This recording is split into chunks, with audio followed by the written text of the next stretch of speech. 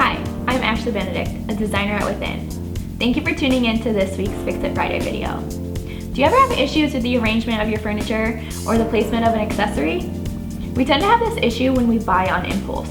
It's important to remember when buying furniture to not only fit it in the area that you want to put it in, but also to coordinate it with your surroundings. Instead of committing to a purchase right away, take some time to evaluate your space. An easy way to do this is to use painter's tape to mark out the areas.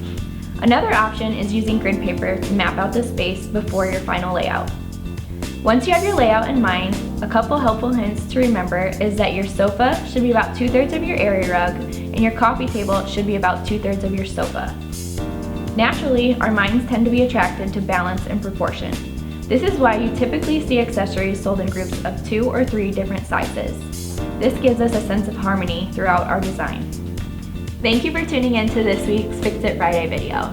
Follow us on Facebook for more tips and tricks.